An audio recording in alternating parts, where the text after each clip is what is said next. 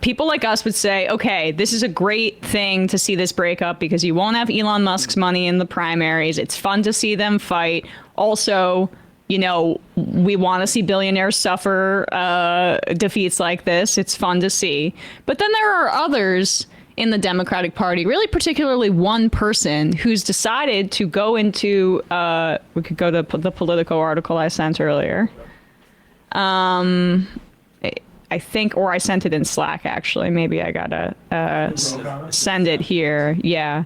There was an article in Politico, Dems eye a villain to ally arc for Musk. Like immediately. Last night. Terrible instincts. After all of like these clips here. But I gotta say, they're being a little generous with the plural thing, although there are two people who have come together.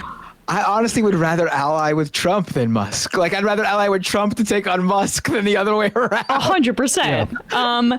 Elon Musk has been the Democratic Party's boogeyman since shortly after President Donald Trump deputized him as a top advisor. But the billionaire's recent breaks with the GOP, Musk ripped Trump's big, beautiful bill, blah, blah, blah, are complicating the party's portrayal of him as a chainsaw-wielding, bureaucracy-breaking villain. A few Democrats are eager to welcome Musk, who said he voted for Joe Biden in 2020 and gave a tour of SpaceX to then President Barack Obama back into the fold.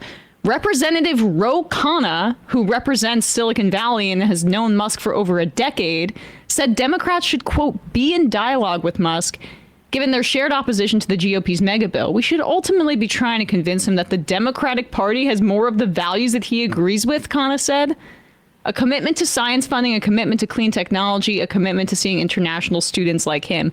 This is insane. And then next up, we have the Democrat who's on the wrong side of every issue, Richie Torres. Yeah, of course. Yeah, Richie. But like, I'm a believer. I'm a believer in redemption, and he's telling the truth about the legislation.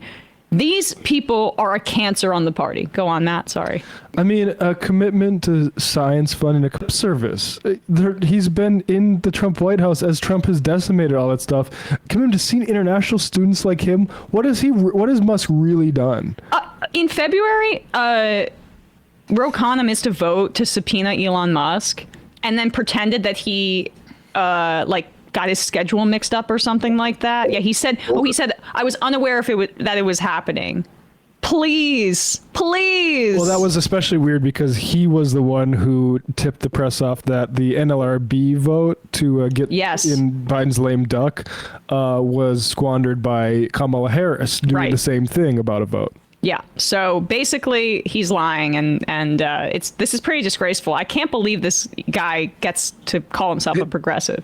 There's no aligning with Elon Musk after all he's done. Like, he has honestly, like, we lived through the first Trump administration. There was a lot of harm done, but what Elon Musk has done to like broader society, like there are, like, we thought like the Charlottesville thing that happened under Trump's first term was a big deal. Those guys are walking around on all corners of the internet now, thanks to Elon Musk, spreading their shit openly. Like, it is like the neo-Nazi stuff, the far right-wing fringes are much worse than they've ever been, and they're not really fringe anymore. And Elon Musk is, if not the single-handedly biggest factor there, he's a very, very large one. Yep. Oh, absolutely. And I think there's also two other things at play. I mean, the obvious one is that they want Elon Musk's money. You know, Elon Musk still, for the time being, has tons of money that can be, given to Democratic Party consultants, can be given to Democratic Party special contractors, can be paid out to McKinsey consultants they hire. And so they want that. They want that money. They want that money back sloshing around on their side. And I also think that Elon Musk, in this case, for these two, is a useful vehicle to signal to the rest of Silicon Valley tech CEOs that, like, you can always just leave Trump and come back over to us. You can always just leave Trump. We know you went over there in 2024 and maybe things aren't working out the way you expected with these tech tariffs, with these steel tariffs, with these aluminum tariffs, with all this stuff.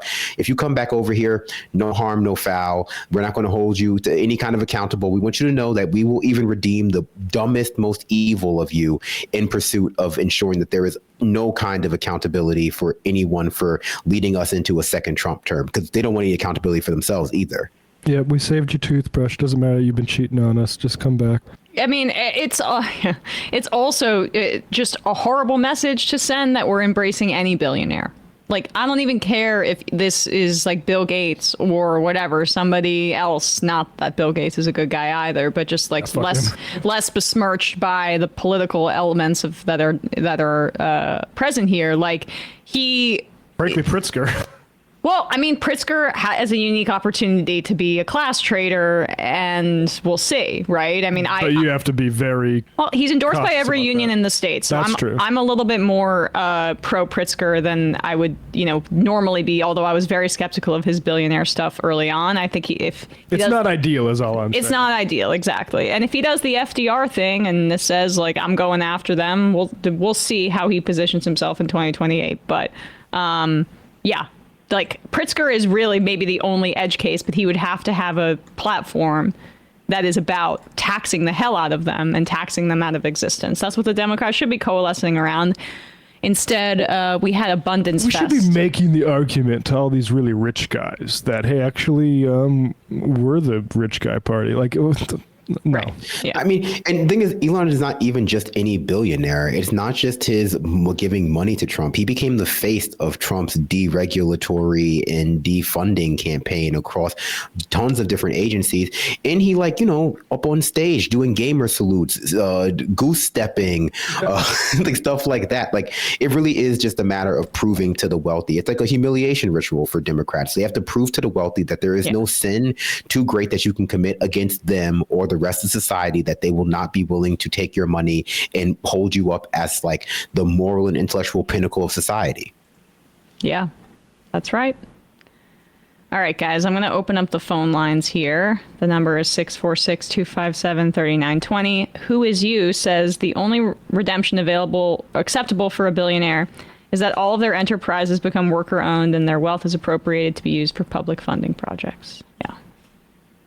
Honestly, billionaires could do way less than that and get a lot of goodwill. Like, look at how massive anti-Semite and control freak and, not a good guy Henry Ford is remembered. Yeah. Just because he's like, well, I guess we're going to put more money in these pockets because we want them to be able to also buy the thing that we're selling.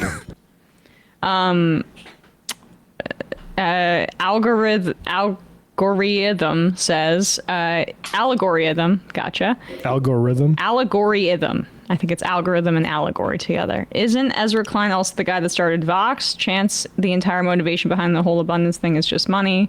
Well, it's definitely a big part of it. Well, that's more clear about abundance than it was with Vox. Vox was sort of like, I mean, it was taking money from all these corporate sponsors. But the funny thing about Vox is the whole point was supposed to be that this is simplifying the news, and yet on any issue that is actually needing simplification, like say Israel-Palestine, it's very nuanced and hard to have any sort of clear statement at all about it. It's very interesting how that worked out. Right.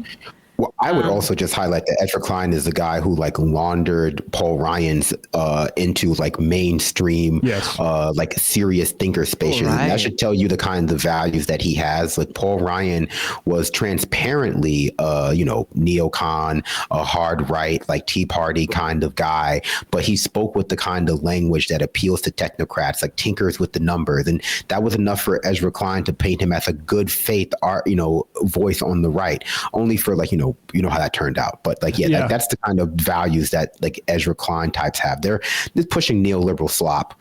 Yes, no, 100%. That was the sort of Obamacare push era, 2007, 2008 was when I started paying attention to politics, putting things like Ezra Klein's wonk blog in my RSS feed. And he got to where he was, not because he's a fierce, fighter for economic justice or whatever. It's because he's willing to take people like Paul Ryan and Kent Conrad seriously as they talk about austerity. Yeah. CLM says abandoning the narrative that Elon is a bureaucracy-wrecking billionaire is in itself image rehabilitation. I don't know why you would abandon that. You're not losing it. You're just giving up. Democrats are so frustrating.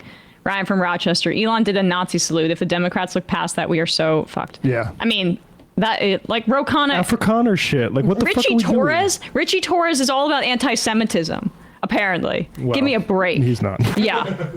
But that contradiction is so obvious, right? Yeah. It should be. Well, I mean, I think anyone who's not bought by it. Yeah.